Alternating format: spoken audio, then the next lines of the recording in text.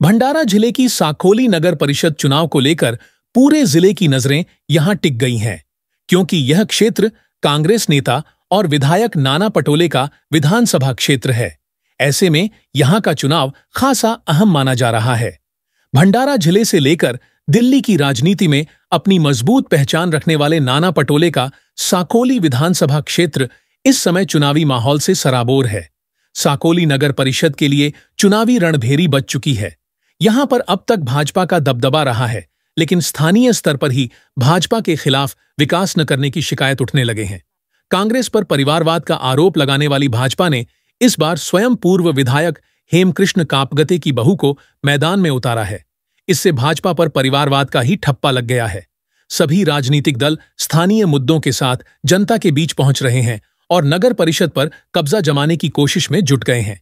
बीजेपीने मला नगराध्यक्ष पदाची उमेदवारी दिली आहे, त्याच्यामुळे मला सेंद्रोपा साकोलीसाठी काम करायची इच्छा आणि जर लोकांनी मला प्रचंड बहुमताने निवडून दिलं तर मी नक्कीच काम करेन आणि आरोग्य शिबिरे, स्वच्छ पाण्याची सोय आणि वाचनालये ह्या सर्व गोष्टींचा मी प्रयत्न करेन। मी आता प्रचार करत आहे तर मला लोकांमध्ये जात आहे, मी तर त्यांच्या समस्या मी जाणून घेत आहे आणि लोकांच्या समस्या आहेत। काही लोकांना घराची व्यवस्था आजपर्यंत घरकुल मिळालेलं नाही आहे, रस्त्याची व्यवस्था आहे, नाल्यांवर झाकणं नाही आहेत, नाल्यांच्या समस्या आहेत, पाण्याची समस्या आहे, पिण्याच्या पाण्याच्या सोयी नाही आहेत लोकांना।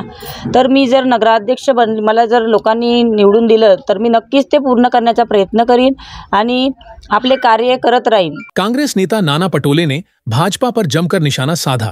उन्होंने कहा कि भाजपा दूसरों पर आरोप लगाने में सबसे आगे है, लेकिन जब एक उंगली किसी पर उठती है तो 4 उंगलियां खुद पर होती हैं। भाजपा में नीतिमत्ता नाम की कोई चीज नहीं बची। सत्ता के लिए सत्ता और भ्रष्टाचार का रास्ता अपनाना ही भाजपा की पहचान बन गई है।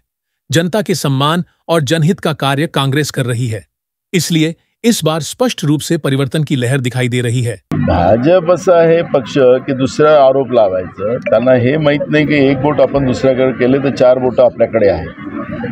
आणि म्हणून मी जे नीतिमत्तेचं जी भाजप आपली भूमिका मांडते, ती नीतिमत्तेमध्ये आता भाजप राहिलेली नाही।